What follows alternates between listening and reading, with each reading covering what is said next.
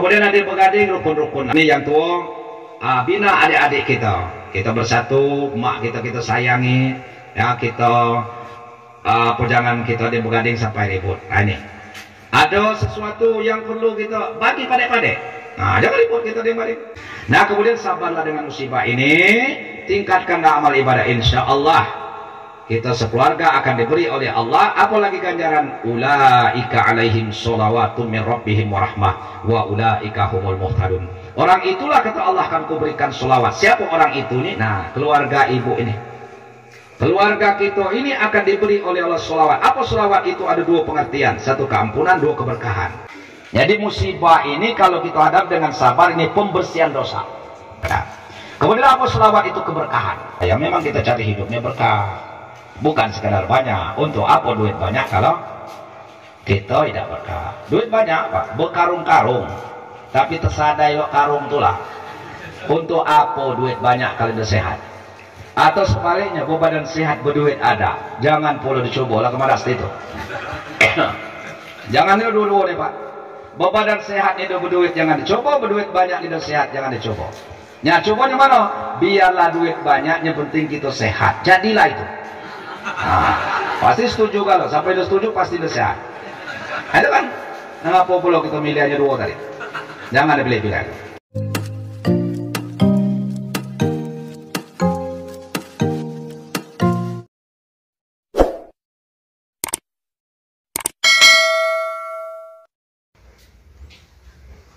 Assalamualaikum warahmatullahi wabarakatuh. Sahabat-sahabat mulia, selanjutnya mari kita dengarkan isi ceramah takziah yang disampaikan oleh Dr. Andes Haji Siundruhan MHI dalam acara takziah atas meninggalnya warga kami atau saudara kita atas nama Bapak Baheram Syah bin Mustafa almarhum. Pada bagian yang kedua ini khusus disampaikan untuk para keluarga yang ditinggalkan, atau isi dari ceramah khusus disampaikan untuk keluarga yang meninggal, yang juga berguna bagi para yang mendengarkan. Mari kita simak bersama-sama isi ceramahnya. Takziah ini Bapak Ibu sudah jadi kebiasaan di masyarakat kita. Insya Allah jadi ibadah, tapi ibadahnya adalah ghairul mahdoh. Ada ibadah ini namanya ibadah mahdoh, ada yang ghairul mahdoh. Apa artinya takziah itu? Artinya mengangkat kembali. Siapa yang kita angkat waktu kita bertakziah ini? Itu ada dua macam. Yang pertama kita angkat adalah yang meninggal. Apanya yang kita angkat? Mayatnya kita gali. Jangan. Yang kita angkat itu nama baiknya. Maka Bapak Ibu, kalau kita berkunjung kepada orang meninggal, dilarang keras kita menceritakan aib orang yang sudah meninggal itu. Walaupun sebenarnya bukan meninggal, masih hidup juga tidak boleh kita menceritakan aib seseorang. Yang kedua yang kita angkat itu yang kena musibah. Siapa itu? Anak, istri, cucu, menantu yang ditinggalkan. Itu yang kena musibah, saudara-saudaranya. Ini yang kita angkat. Kenapa kita angkat? Karena orang yang kena musibah sebagai manusiawi, nalurinya pasti jalan selagi kita sehat. Kalau kita kena musibah, dia pasti akan bersedih. Nah, pertanyaan, cak mana cara kita ngangkat anak-anaknya tadi Bapak Ibu, supaya dia bersedih jangan hanyut dalam kesedihan, supaya dia menangis jangan hanyut dalam tangisan. Nah, cak mana caranya? Nah, kan? Nah, caranya ada tiga konsep yang harus kita lakukan apabila ada tetangga sanak kita yang kena musibah. Apa yang pertama? Segeralah orang yang kena musibah itu kita kasih bantuan. Nah, itu bantuan ini ada dua, bantuan moral, bantuan material. Yang kedua, Cara kita ngangkatnya Bapak Ibu kita doakan. Yang terakhir, yang ketiga, cara kita mengangkat itu kita tunjuk nasihat. Nah, kita tunjuk nasihat. Nasihat tidak harus ceramah. Ibu-ibu, bapak-bapak datang ini nasihat galau. Khusus kepada anak-anak almarhum. Nah, ini anak, cucu, menantu. Maka tadi bapak katakan 6. Nah, ini betul. Jadi tidak ada dia ngatakan menantu lagi. Anaknya kalau itu pada. Jadi menantu, mertua itu istilah dalam perkawinan. Ya, tapi maksudnya ketaatan kita. Kalau dia jadi anak kita, dia adalah sama status dengan anak kita. Tapi kita tidak melahirkan aja. Nah, jadi disamakan, boleh disamakan. Kita sebut menantu, boleh juga. Nah, tapi cara kita membinanya tidak kita bedakan. Begitu dengan mertua. Mertua itu sama, hanya istilah dalam perkawinan saja. Mertua, tapi ada yang melahirkan, ada yang tidak melahirkan kita. Hanya itu dia. Tapi ketaatan kita tidak boleh kita bedakan.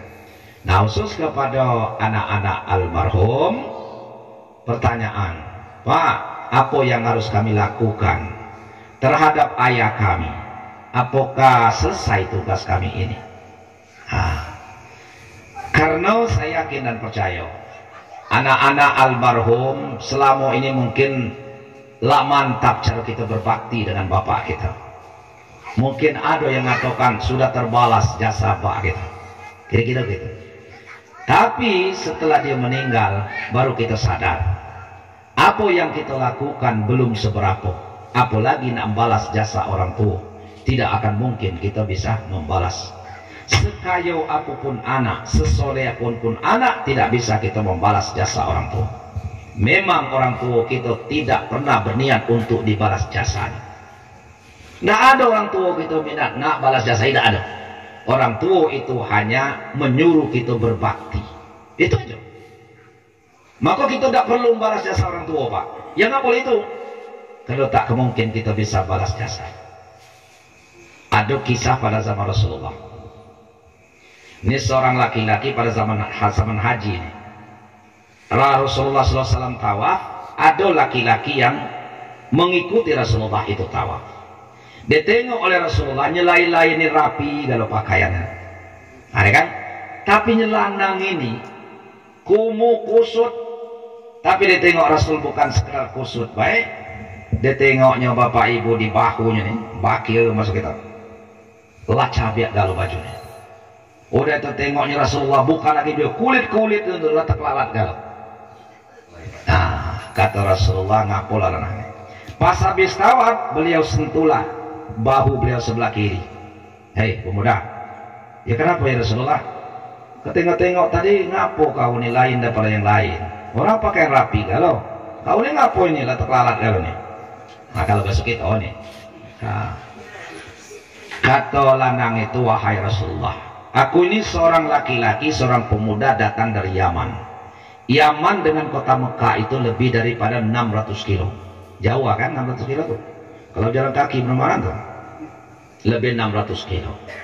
Nah kebetulan wahai Rasulullah, aku punya mak, kata lanang itu. Mak aku sudah bertahun-tahun lumpuh. Dia tidak bisa berjalan kecuali aku jalan. Dia tidak bisa bergerak kecuali aku gerakkan. Tapi aku sayang dengan ibuku wahai Rasulullah. Waktu aku nak pamit dengan mak aku nak berangkat ke tanah suci Mekah ini, mak aku menangis. Wahai anakku, aku juga nak berangkat ke tanah suci Mekah. Aku juga ingin menunaikan ibadah haji. Aku bingung pada waktu itu Rasulullah, cak mana membawa mak aku nih. Dia lah lumpuh, tidak bisa berjalan. Tapi karena aku cinta dengan makku, sayang dengan makku, dan mak aku yakin dia adalah keramat hidup bagiku. Dan dengan bismillah, wahai Rasulullah, ku angkatlah mak aku ini ke atas bahuku ini, ku pikul. Tidak ku lepaskan dari kota Yaman, jalan kaki itu Pak, dari kota Yaman sampai ke kota Mekah ini. Kecuali hanya dua hal. Yang pertama aku sedang buang hajat, yang kedua aku sedang beribadah. Hanya itu ku lepaskan mak. Rasulullah manggut-manggut, ngangguk-ngangguk dia. Kata beliau wala kepada lanang ini. Nah, salut Rasulullah. Apa kata beliau, wahai pemuda, engkau sungguh anak yang soleh. Engkau sungguh anak yang berbakti kepada ibumu. Tapi pesanku wahai pemuda, kata Rasul, jangan sekali-kali terlintas dalam benak pikiranmu bahwa apa yang telah kamu lakukan itu jasa ibumu sudah terbalas. Bayangkan Pak, dipikul dari kota Yaman jalan kaki lebih 600 kilo, lata kelalat galau bakil, tapi kata Rasulullah, jangan kamu mimpi, jangan kamu bengiro bahwa jasa ibumu sudah terbalas. Kita kebilau, nak mikul mak gitu. Jadi WC ke kamar mandi banyak ngomel. Woi mak kacang dikit, aku ini nak kerja. Itulah jangan lama hidup nih. Mana puasa sergo menilai kan? Nah ini Pak. Nah ternyata Bapak Ibu kita kurang itu setelah Bapak kita tidak ada lagi. Karena saya sudah merasakan, ya tahun 2015 ayah saya meninggal. Dulu perasaan aku lah hebat aku Pak. Dia sakit aku bawa ke rumah sakit. Ya tidak ada duit kita kasih duit. Tapi setelah dia meninggal, ternyata apa yang saya lakukan itu belum segelintir jasa bak aku. Mulai dia mengurus aku dari kecil sampai dia menyekolahkan. Apalagi jasa sang ibu. Mulai mak kita mengandung kita. Berapa bulan mengandung ibu? Aku udah ketanya sama bapak. Nah, bapak udah pernah ngandung. Berapa bulan Pak? 9 bulan 10 hari itu kira-kira normal. Tapi adanya kurang, adanya lebih. Nah kata ibu-ibu kita mengandung itu 9 bulan 10 hari. Kemudian waktu itu melahirkan, apa kata mak kita? Hidup atau mati, dua pilihan. Dua pilihan mak kita. Bapak kita masih ngudut. Dedepus. Mak kita hidup atau mati, itu pilihannya Bu. Maka sang ibu kalau mati melahirkan syahid ganjarannya. Bukan mati biasa, itu pilihan Allah. Mana ada aku nak mati melahirkan, ini dekat mati. Kalau Allah tidak memilih kita untuk mati syahid, maka 1001 manusia di dunia ini yang mati akibat melahirkan. Boleh ibu-ibu di kampung itu berapa orang? Jadi ibu lahir taruh 60 tahun kini. Nah, berapa ibu itu, berapa orang di dusun kita yang mati melahirkan? Jangan-jangan belum ada seperti ini. Karena akibat mati akibat melahirkan itu syahid ganjaran pilihan Allah. Ya tidak baca kita nak buat-buat. Ya buat justru mati bunuh diri. Saya nung apa? Abah kalau waktu aku kesakitan, kelenjok baikon. Aku dah bernapas nanti kan banyak baikon, maka aku mati. Mati apa? Mati syahid. Mati bunuh diri. Orang mati syahid. Nah kan tidak bisa. Ini Bapak Ibu. Nah kemudian setelah kita lahir, apa kali lepaskan lu anak puyuh? Nah Pak, lagilah Pak. Ternyata ibu-ibu 2 tahun sang ibu kita memberikan ASI. Kalau saya bercerita kadang-kadang bukan ASInya yang mahal. Ternyata ibu-ibu pelukan ibu itu yang tidak bisa dibayar. Kalau sekedar ASI gampang, belikan susu sapi itu, Papa capai Pak Njoy. Nah ternyata pelukan si emak ini yang tidak bisa kita bayar Bapak Ibu. Jadi berapa itu? 2 tahun tanah kalau bahasa dusun. Apa 2 tahun tanah? 2 tahun penuh, bahkan ada yang lebih ya. Emak kita memberikan ASI. Pernah ada kita pikir kalau emak aku dulu memberikan ASI dengan aku 1 hari 1 malam 1 liter, berarti 1 tahun 360 liter. Kalau 2 tahun hampir setengki. Kan itu Bu, hampir setengki. Nah, kini kita sudah berhasil, sudah kerja, sudah menjadi pegawai, sudah jadi petani yang berhasil, apalagi sudah menjadi pedagang yang berhasil. Lah banyak berapa ASI mak kita yang kita bayar, yang kita ganti. Balik dusun pernah kita bawa 1-2 susu, selengkang, apa nak? Susu dan kau. Untuk apa nak? Nak balas ASI mak dulu, udahlah nak. Kata. Setingki nak tidak kita balas engkau. Nah kan? Tapi pernahkah emak kita ngomong? Pernahkah emak kita ngungkit-ngungkit? Nggak pernah. Belum lagi pakaian, mulai jadi bedung gerito. Dulu pakai gerito, kini tidak pakai lagi. Bedung gerito dan sebagainya. Berapa? Kaos kaki, sepatu. Mungkin kalau kita kumpulkan kaos kaki atau sepatu, mulai kita bayi sampai perguruan tinggi, mungkinlah 1 gudang. Jangan kita nyonjok, kita ada penelitian 1 gudang. Nah, kini aku lah jadi sarjana, lah bekerja polo, lah banyak duit. Pertanyaan, lah banyak berapa sepatu yang dibelikan bapak kita, yang dibelikan mak kita sampai kini yang kita ganti? Mungkin talinya belum terbeli. Tali yo, bukan sepatu yo. Talinya belum terbeli kita.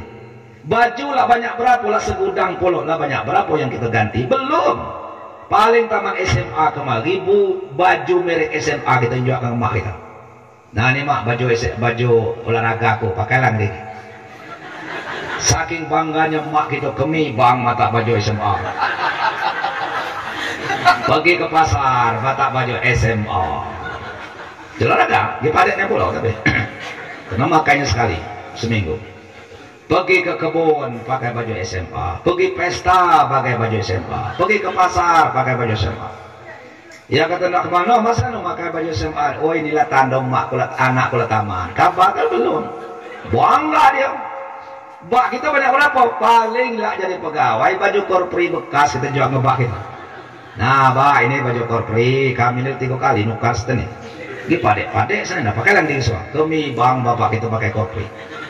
Kemana-mana pesta pakai kopri, pergi kebun pakai kopri. Katakan nak kemana lah bapak itu nak pesta apa enggak ular apa enggak upacara apa jangan.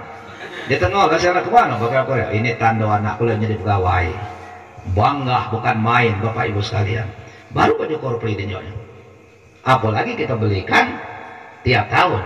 Nah ini belum tiap hari bapak itu beli. Nah inilah bapak ibu jasa-jasa pak kita, jasa emak kita. Ini. Adakah pernah bapak kita mengumpulkan kwitansi sejak TK sampai perguruan tinggi? Ada pernah? Kita nyusun skripsi, bapak kita nyusun kwitansi. Ada kan? Sama tebal loh. Kata kita, nah pak, ini skripsi ku loh dia mako jilid. Ah ini ya, nyaku juga loh dia jilid kan? Ya bapak muat skripsi juga, bukan kata kwitansi. Betul selesai pak, kamu baca lah. Lebih 2 kali lipat tebal. Ya, betul sih. Tidak usah kamu baca kan. Ibarat skripsi kau tuh di halaman terakhir ada kesimpulan dan saran. Baca apa itu? Kesimpulan selama dari kau sekolah dari TK sampai perguruan tinggi menelan waktu 1 miliar, menelan biaya 1 miliar. Saran pikir kalang ngakabana. Apa ada seorang orang tua melakukan itu? Kalau ada yang model itu, siap-siaplah kini kecewa seumur hidup. Mulai kini siap-siaplah. Tidak mungkin anak kita bisa membalas jasa. Nah ini, sungguh banyak pak. Nah oleh karena itu khusus kepada adik-adik kami, anak-anak dari almarhum, apa yang harus kami lakukan begitu? Nah, untuk menjawab ini juga ada kisah pada zaman Rasulullah.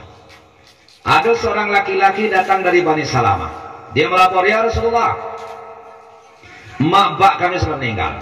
Sedangkan aku belum maksimal berbakti, berbuat baik kepada ayah dan ibuku. Kini dia sudah meninggal ya Rasulullah. Kalau pacak tolong dihidupkan lagi bak aku nak berbakti. Wih, dah pacak kata Rasulullah. Tapi ada cara tak untuk aku berbakti dengan bak mak? Masih ada caranya ya wahai pemuda kata Rasulullah. Bagaimana caranya Rasulullah? Beliau menjawab, qala as-salatu alaihima. Yang pertama kata Rasulullah, cara kaba berbakti dengan mak bak kabla meninggal, jangan kabani dengan lokon sholat jenazah. Nah, artinya bapak ibu kita lakukan sholat jenazah. Nah khusus kepada adik-adik kami, saya yakin waktu kita nyolatkan kemarin kan? Nah kemarin ya semua kita adik begading kita ngikutkan sholat. Nah bahkan ibu-ibu bapak-bapak sebenarnya bukan dari awal sholat, karena ada perintah itu 4 terhadap mayat. Maka perintah ini disepakati oleh ulama, hukumnya adalah fardu kifayah. Kifayah itu artinya cukup, fardu cukup. Ngapa dikatakan fardu cukup? Nah kewajiban ini cukup diwakilkan. Tidak perlu segala se-RT ini mandi ke galau, tidak selesai. Dan 10 se-RT kita ini tidak mau apa namanya tuh ngapa negalo, tidak selesai. Tapi kalau nyolakan mungkin bisa, oke kan? Tapi kalau mandikan mengapa tidak mungkin. Maka bapak ibu sekalian, ada wakil yang lebih utama, lebih afdal. Siapa itu? Keluarga terdekat. Siapa itu? Anak-anaknya. Nah, jadi anak-anaknya lah mandikan orang tua kita. Ya apa guna Pak Imam Pak? Apa guna kamilah ada Robiah lah dilatih? Robiah bukan untuk memandikan bak kita, tapi dia untuk mengawasi, ngajari kitanya kira-kira belum paham. Itu bukan dia, ini tukang mandi kan dia. Nah kita sebagai anak. Nah, ngapa kita anak itu lebih utama, keluarga lebih utama? Karena mayoritas mayat ini sebelum dia meninggal itu dia membuang kotoran. Kalau belum, itu yakin kotoran sudah mendekat, maka kita mandikan jenazah itu, kita pencet dulu perutnya. Bersih agak kurai. Lah pencet perutnya sampai 3 kali, nanti akan keluar kotoran, maka siapa yang akan mampu memasukkan tangan membersihkan punggung bapaknya tadi, ini udah mungkin Pak RT. Pak RT sudah berapa? Kamu masuklah tangan kawannya. Oh ini udah tergadau kata Pak RT. Ngapa belum aja ngaku anaknya merakuan? Tapi kalau anak sini beranak. Inilah udah kami pencet, nampak kotorannya banyak baknya kan. Anak berpikir, aku dulu mungkin jadi bayi sampai 6 tahun dibasuhi oleh bak aku. Punggung aku ini dibasuh oleh bak aku, mak aku. Masuk aku sekali bayi. Dia meninggal, aku itu mampu untuk membersihkan punggung bak aku nih. Tanpa ragu, kita yang bersihkan. Itu sebabnya Bapak, itu yang pertama, dan sendiri ketelitian. Yang kedua, siapa tahu ada aib yang ada dalam tubuh jenazah ini tadi, jangan sampai nyebar kepada orang lain. Kalau keluarga anak dah mungkin dia bercerita, kalau orang lain mandikan dia pasti bercerita. Itu sudah dipastikan itu Pak. Apalagi yang mandikan dia tahu hukum. Woi kami tadi mandi ke Bapak Siano, ngeri. Ngeri apa? Jadi tukuak sampai kini cabiak galau kulit. Ya ngapa mulai itu? Ya kami keluar. Balso dia mati itu dikejar polisi, masuk ke kanan kawat Bapak Siano. Ya ngapa lo? Maling telur ayam. Berita itu di-share. Keruan galau CRT, lanang itu meninggal maling telur ayam masam dikejar polisi. Sehingga kulitnya terkelalat galau kena kawat. Nyebar. Tapi kalau sang anaknya ada sesuatu yang kurang bagus dalam tubuhnya, pasti ditidakkan bercerita. Tertutuplah aib ini. Nah ini Bapak Ibu, jadi ada hikmahnya kita untuk keluarga kita. Oh ya Pak, lemah kami ini dapat pacak mandikan jenazah, dari paksa-paksa. Oleh karena itu kita belajar mandikan jenazah tidak sesulit apa yang kita bayangkan. Intinya mandikan jenazah tolong mana jenazah bersih. Ngapa boleh sulit? Lebih gampang mandikan jemu mati daripada jemu hidup. Cobalah ibu-ibu, suami ibu masih hidup, ibu mandikan. Ngeleceng ke kiri, ngeleceng ke kanan. Ya jangan bayangan, lepas dia agak lama tau ke ni. Nah, lama sebelum telinga. Akhirnya penyiduk tu lah ibu tutus kepala. Oi Bapak Sanu, kamu kesehat, ngapa perlu itu mati ke jemot sempang. Nah, inilah. Nah, ngapa rasanya sulitnya mandikan jenazah? Perlu belajar secara khusus. Nak kuliah dia aku lah 6 tahun Pak, kuliah dia ini hidup pacak mandikan jenazah wajar. Memang itu ada kurikulum. Siapa yang tamat dia? Tidak ada kurikulum sampai kini. Entah kalau tahun depan. Jadi mau Bapak tahu? Ya aku tamat dia. Ya S1 5 tahun. Karena kami dulu ada S1 3 tahun setengah.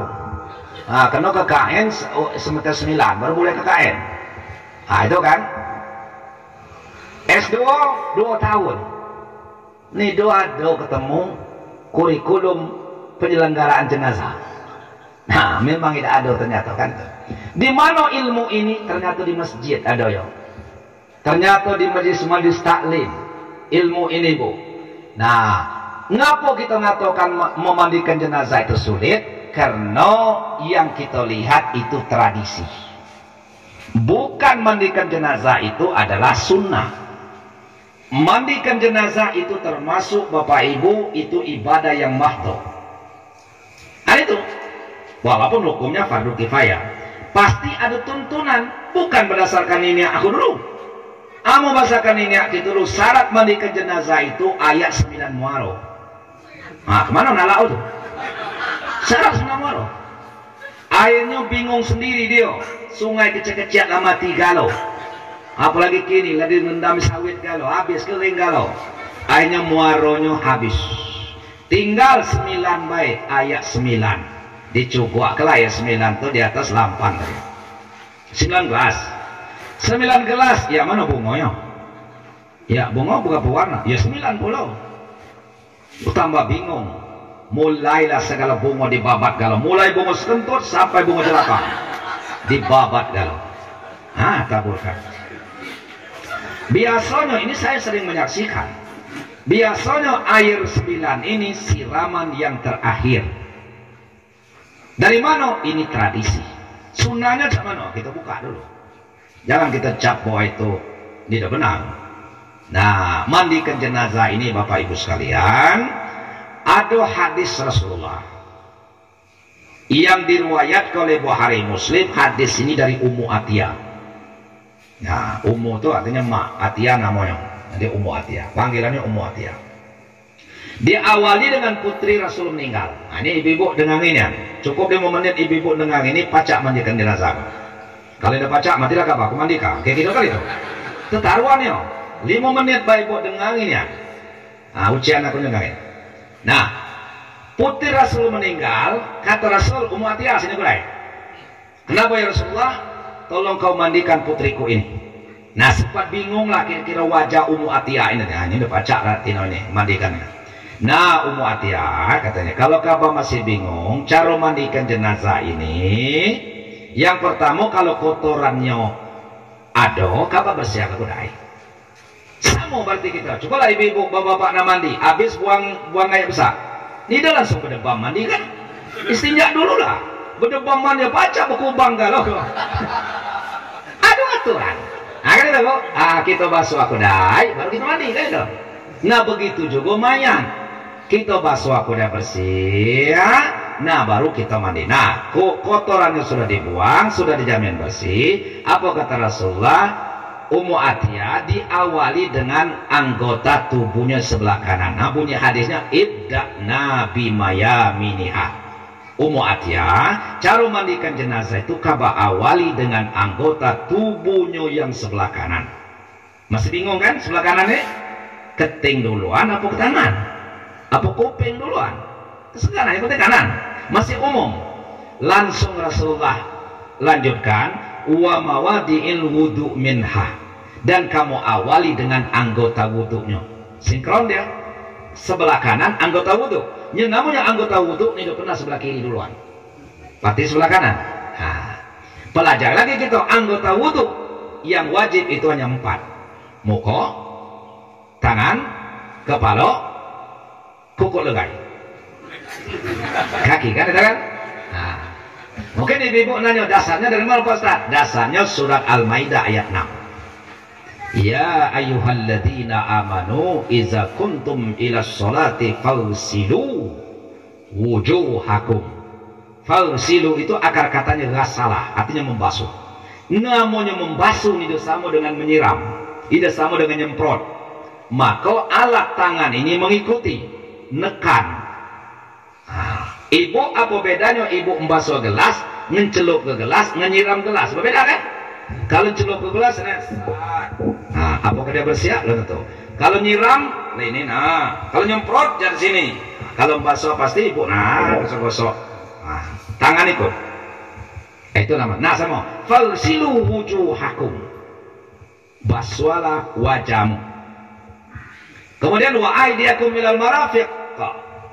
Tangan dan sampai ke siku. Wamsahu biruusikum. Masaha berbeda dengan fagsilu. Sapulah sebagian kepala. Jadi kepala tidak perlu digendamkan ya. Sapu juga bisa. Ya, biruusikum. Bi ini menurut Imam Syafi'i menunjukkan sebagian, itu seluruh. Nah. Wa arjulakum milal ka'bain. Dan bukan sapu kaki Pak. Ya, walaupun kepala tersapu, kaki wa arjulakum ilal ka'bain, dan basuhlah kaki. Ngapa basuh? Kena bunyi ayatnya wa arjulakum, bukan wa arjulikum. Nah, jadi kaki tetap dibasuh, ya atopnya ke muka dan ke tangan. Itu kembali ke muka dan ke tangan. Nah, walaupun urutannya kan jelas. Dan basuh sapulah kepala dan kaki. Berarti kaki disapu, bukan? Karena bunyi ayatnya jelas, wa arjulakum ilal ka'bain. Basuhlah kakimu sampai ke mato kaki. Mato kaki itu buku lali kalau masuk itu. Nah, tidak usah sampai ke lutut. Nah, ke mato kaki. Dan itu kalau nak ya wajib baik, tapi jangan terlalu pelit. Ada sunnah-sunnah. Nah, artinya begini. Kalau ibu bapak pacak berudu, mulai dari yang sunnah-sunnah sampai wajib, berarti pacak ibu-ibu bapak-bapak mandikan jenazah. Apa cara kita berudu? Bismillah. Atau bismillahirrahmanirrahim, ngambil tangan. Nah, karena yang kita mandikan jenazah, kita ambil tangan jenazah, jangan tangan kita yang kita bersihkan. Nah, jangan bilang bismillahirrahmanirrahim. Oh, tangan jenazah itu bukan tangan Ka'bah. Nah, kita bersihkanlah tangan jenazah tadi. Nah, tangan kanan dan tangan kiri. Kalau biasa kita berkumur-kumur dia mau kita bersihkan mulut tuh. Terserah nama kayak alat bekas-bekas tempelan itu ambil silakan. Langsung boleh ya. Bersihkan mulut. Nah, biasanya kita masukkan air ke dalam hidung, istinsak dan istinsar, basuh hidung. Nah, habis itu kita usap mukanya 3 kali. Tangannya 3 kali. Kepalanya 3 kali, kuping 3 kali, kaki 3 kali. Habis ibda'na bima yaminiha sudah habis. Kemudian wa mawadi'il wudu minha sudah habis. Apalagi perintah Rasul, wagsilnaha salasan wa absan wa sab'an. Sapu apa siramlah. Ada orang mengartikan mandikanlah dengan hitungan ganjil. 1, 2, 3. Belum yakin 3 ini bersih, naik ke 5. Belum yakin naik ke 7. Kalau lah 7 kali dimandikan, rasanya udah kemungkinan dah bersih. Teknik mandikannya cak mana dia bersih, silakan. Ini tidak perlu kita harus ini kurang dia, silakan. Yang penting mayatnya bersih. Lah 3 kali, mana? Lah yakin? Oh belum. Kita tambah lagi 4 sampai 5. Dah yakin? 5 macam mana? Rasanya agak belum, kita lengkap lah 7 sampai ke 7 kali. Kita sudah wudu, sudah kita kafani, baru disolatkan. Setelah itu apa kata Rasulullah? Hendaklah kamu beristighfar. Jadi kalau adik-adik kami beristighfar melalui doa, artinya minta ampun melalui doa untuk ayah kita. Nah, doakanlah bapak kita ini. Kapan Pak kami doakan Pak kami ini? Kapan saja, tapi ada 3 waktu jangan kita tinggalkan. Waktu yang pertama pada saat dia mengembuskan napas yang terakhir. Waktu yang kedua pada waktu sholat jenazah. Waktu yang ketiga tiap-tiap selesai sholat 5 kali sehari semalam. Nah, waktu dia melepaskan napas terakhir, kalau kita pasir dengan dia, kalau dia tadi pas melepaskan napas, kita usap mukanya, kita pejamkan matanya. Karena kata Rasulullah, pejamkan mata, sesungguhnya mata itu mengikuti kepergian ruh. Seraya kita mengucapkan kalimat inna lillahi wa inna ilaihi raji'un. Allahumma jurni fi musibati wa akhluk li khairan minha. Ya Allah, ya Tuhanku, sungguh bapak kami yang kami cinta ini bukan milik kami, tapi milik Engkau ya Allah. Tapi kami yakin Allah lebih sayang.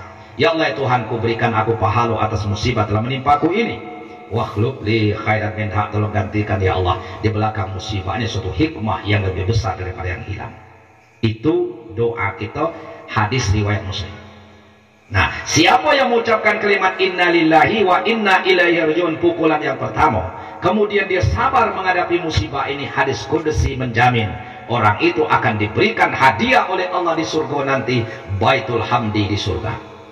Baitul Hamdi, apa itu? Rumah yang penuh dengan pujian, istana. Itu akan didapati oleh anak cucunya. Catatan pukulan yang pertama, ucapkan inna lillahi wa inna ilaihi raji'un.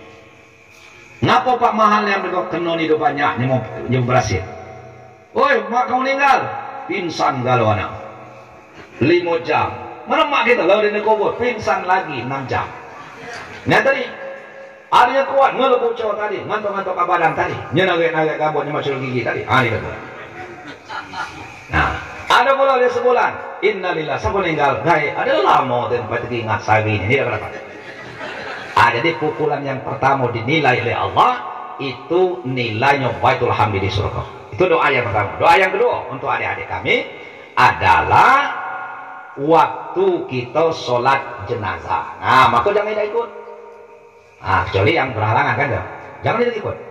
Di mana dia takbir yang ketiga, Allahu Akbar. Khusus itu. Allahumma ufir lahu warhamhu wa'afihi wa'fu anhu dan seterusnya. Kan itu kan? Peduli nanti habis sholat nak berdoa lagi, setelah itu urusan lain kan. Doa yang ketiga tiap selesai sholat. Nah, jadi tiap selesai sholat, yang satu sudah selesai, yang kedua pun sudah berakhir. Berarti satu kali lagi kami selalu tiap pagi, tiap malam itu, tiap hari atau satu hari satu malam 5 kali kesempatan kami minimal. Aku mendoakan bak kami. Habis sholat maghrib doakan apa Pak? Terserah mau bahas apa yang kita paham. Ya Allah ya Tuhanku, ampunlah dosaku ya Allah. Dosa kedua ibu bapakku ya Allah, khusus untuk bapakku yang sudah meninggalkan aku ya Allah. Ampuni segala dosanya ya Allah. Maafkanlah segala kesalahannya. Lapangkanlah pintu kuburnya ya Allah. Jauhkan dari siksaan kubur, jauhkan siksaan api neraka ya Allah. Langsung tembus. Ini doa sang anak dikabulkan dan dijawab oleh Allah. Selamat orang tua kita dengan doa sang anak yang tadi. Nah, maka kita doakan dia tiap selesai sholat 5 kali sehari semalam. Nah, kemudian yang selanjutnya, habis kita doakan, apalagi kalau ada utang. Nah, siapa tahu kalau ada utang bapak kita, segeralah kita lunasi. Karena kalau tidak kita lunasi, kata Rasul, nafsul mu'min mu'alakatun bidainihi hatta yubdahanku. Jadi ruh kita ini belum pacak naik dari Allah, dia masih tergantung antara langit dan bumi, belum diterima oleh Allah kalau utangnya belum dilunasi. Hadis kudusi mengatakan bahwa orang yang mati syahid masuk surga kecuali ninggal ke utang.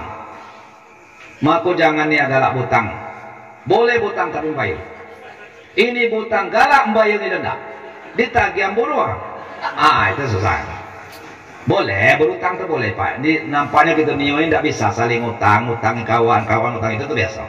Tapi jangan berniat tidak bayar.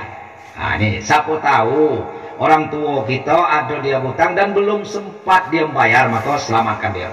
Bayar hutang. Ini kan? Kemudian hubungan orang tua kita lanjutkan. Nah, mungkin masih ada pakcik kita, adik mbak kita, kandung maupun sepupu. Mohon kepada adik kami atau ponakan kami, jadikanlah orang itu bapak kita. Oh ini pakcik kami ini. Inilah ganti bapak kami. Kan gitu bahasanya kan? Artinya cara kita berbakti, cara kita berbuat baik, sama kita berbakti dengan bapak kita. Kalau kita berbakti dengan pakcik kita, berarti kita berbakti dengan orang tua kita. Tapi sebaliknya, kalau kita durhaka dengan pakcik kita, sama dengan kita mendurhakai bapak kita sendiri. Itu pesan Rasul. Jangan sampai ada terjadi bapaknya meninggal, pakciknya dimusuhnya dengan anak-anak. Aduh itu Pak. Ya, jangan sampai itu. Jadi sayangi dia. Orang tua kita hormati dia. Oh tidak ada Pak yang sekandung, ada yang pupu, lala itu. Tidak ada pula Pak, tapi ada yang sekitar sini, ada yang sebaya dengan bapak aku, di sepergaulan dengan apa, sekawannya. Jadikan dia sebagai orang tua kita. Nah itu maksudnya. Nah kemudian yang selanjutnya, ibunda kita masih hidup, doakan dia sehat. Nah mohon kita sebagai anak, tingkatkan cara kita berbakti dengan ibunda kita. Memang kalau bak kita masih hidup, bapak kita masih hidup, berbakti dengan mak bak itu memang mak 3 kali itu. Ya Rasulullah, siapa yang patut kami hormati? Nah, kepada siapa kami berbuat baik? Rasulullah menjawab, ummuka, ibumu. Habis ibu siapa lagi? Summa man Rasulullah, ummuka, ibumu. Habis ibu siapa lagi Rasulullah? Ummuka. Habis ibu 3 kali 4 kali. Siapa lagi Rasulullah? Abuka. Syukur lanang ini bertanya sampai 4 kali. Kalau bakas 3 kali, bapak tidak kebagian. Mak kalau wajar Pak. Ngapa 3 berbanding 1? Bukan 7 berbanding 2. Kan banyak perbandingan yang mirip. Tapi ngapa 3 berbanding 1? Ternyata menurut penelitian ada 3 kewajiban ibu yang tidak bisa ditukar oleh bapak. Pertama mengandung, ini udah pacak ditukar. Ngapo maksudnya lalita? Sini aku boleh nukari, ini udah pacak. Kamu pacak satu senang nanti bebuk. Yang kedua melahirkan. Yang ketiga menyusui. Ini udah mungkin pacak diganti. Maka wajar aku lewat ada 3, ini udah kejeburu. Nak 4-nya ibu kami 1 jadilah. Ada itu kan? Tapi sang bapak juga tidak boleh kita durhakai. Ya, orang tua kita sudah bersusah payah mencari pekerjaan untuk menghidupi kita sebagai anak. Berjuang dia untuk mendidik kita. Berjuang dia untuk membiayai kita. Kita tidak tahu dari mana bapak kita berbuat. Kadang-kadang dia bisa berbohong dengan orang lain demi anak. Bahkan kadang-kadang dia melakukan perbuatan yang tidak kita sangka demi anak. Nah, jadi kita jangan sampai kita durhaka kepada mak bak kita ini. luar biasa, jasanya luar biasa. Nah ini tugas-tugas. Nah kemudian ada begading rukun-rukun lah. Ini tadi ada beberapa orang, 4 tambah menantu, rukun-rukun, damai-damai adik-beradik. Nah, jangan sampai kita ribut. Ya adik-beradik kita nih yang tua, bina adik-adik kita. Kita bersatu, mak kita sayangi. Ya kita jangan kita di begading sampai ribut. Nah, ini ada sesuatu yang perlu kita bagi padek-padek. Nah jangan ribut kita di begading. Ini kadang-kadang ribut nih harto nanti kadang-kadang. Ya lemah juga nih sawah kekeringan sepeda. Kebo tanok kalung patah si kuat. Itu yang ribut kan. Nah jangan kita ribut. Ada harta orang tua kita patah kita bagi. Sesuai dengan aturan yang telah digariskan oleh ajaran agama kita. Nah kemudian sabarlah dengan musibah ini, tingkatkanlah amal ibadah, insya Allah kita sekeluarga akan diberi oleh Allah apalagi ganjaran ulaika alaihim sholawatu min rabbihim warahmah wa ulaika humul muhtadun. Orang itulah kata Allah akan kuberikan sholawat. Siapa orang itu nih? Nah keluarga ibu ini, keluarga kita ini akan diberi oleh Allah sholawat. Apa sholawat itu? Ada 2 pengertian, 1 keampunan, 2 keberkahan. Keampunan siapa? 20 keampunan untuk almarhum dan keampunan untuk keluarga ditinggalkannya. Jadi kalau almarhum ada dosa, kalau ada kesalahan, kinilah diampuni, dihabiskan oleh Allah. Ngapo? Karena anak-anaknya sabar. Tugas-tugas tadi kita lakukan. Oh ganjaran bukan kecil. Bak kita diampuni segala dosa dan kesalahannya. Bersih bapak kita, lancar. Dia menghadap Allah. Kemudian dosa siapa lagi? Dosa kita sebagai orang tua, anak, suami, istri. Dosa kita sebagai anak, lah diampuni juga oleh Allah. Jadi kesempatan kita diampuni dosa oleh Allah ini musibah inilah. Jadi musibah ini kalau kita hadap dengan sabar, ini pembersihan dosa. Nyiram debu yang ada di kacau saat habis. Itulah jaminan Allah diberikan, yaitu pahala untuk keluarga, diampuni segala dosa untuk almarhum dan untuk keluarga. Kemudian apa selawat itu? Keberkahan. Apa yang berkah? Apa yang dimiliki anak cucunya berkah. Kami dapat tanci berkah, dapat tempat tinggal berkah, dapat ilmu berkah. Ya memang kita cari hidupnya berkah, bukan sekedar banyak. Untuk apa duit banyak kalau kita tidak berkah? Duit banyak pak, berkarung-karung, tapi tersadai karung itulah. Untuk apa duit banyak kalau udah sehat? Atau sebaliknya, badan sehat berduit ada, jangan perlu dicoba lah kemadas itu. Jangan itu dulu nih pak. Badan sehat itu berduit jangan dicoba, berduit banyak itu sehat jangan dicoba. Nah cobanya mana? Biarlah duit banyaknya, penting kita sehat. Jadilah itu. Nah, pasti setuju kalau sampai itu setuju pasti itu sehat. Ada kan? Nah apa pula kita milih aja 2 tadi. Jangan dipilih-pilih. Nah itu bu. Yang kedua, keluarga ibu ini akan diberi oleh rahmah. Jadi ibu dengan anak-anak akan dipayungi oleh Allah kasih sayang. Siapa akan dirahmati Allah? 20. Yang pertama almarhum, yang kedua keluarga kita. Kenapa almarhum dikatakan nama almarhum itu bukan mati? Siapa yang kita kuburkan kemarin? Itu jasadnya. Almarhum kini pulang ke rahmatullah, balik ke pangkuan kasih sayang Allah. Bukan mati. Dia kini mau di alam barzah. Lah senang dia ninggalkan anak cucunya. Sabar anak aku. Kata almarhum, oh ibadahnya meningkat, ibunya disayanginya. Alhamdulillah, orang tua kita senang di alam barzah ini. Kemudian siapa lagi akan dirahmati Allah? Keluarga kita ditinggalkan, anak cucunya dirahmati oleh Allah, dikasih dan disayang oleh Allah. Ini ganjarannya. Yang terakhir, keluarga kita akan mendapat muhtadun, hidayat, petunjuk jalan yang lurus, jalan yang diridhoi Allah Subhanahu wa taala. Satu pun orang tidak bisa menyesatkan keluarga kita karena Allah sudah memberikan jalan yang lurus. Mudah-mudahan Bapak Ibu apa yang sampaikan ini ada manfaatnya untuk kita semua dan khusus kepada keluarga. Dan karena itu kepada Bapak sekalian, kalau ada hal-hal yang kurang berkenan, saya mohon maaf. Mari kita akhiri selama ini dengan sama-sama kita bermohon dan berdoa kepada Allah Subhanahu wa taala. Mari kita senak tinggalkan aktivitas kita dengan khusyuk, kita sama-sama bermohon kepada Allah. Demikian sahabat-sahabat mulia, telah kita dengarkan bersama siraman rohani atau ceramah agama yang telah disampaikan oleh Bapak Haji Si Undruhan MHI. Mudah-mudahan dapat bermanfaat bagi kita semua. terutama kepada keluarga Munarwan. Demikian, dan jangan lupa sahabat-sahabat mulia untuk subscribe, like, comment, and share. Assalamualaikum warahmatullahi wabarakatuh.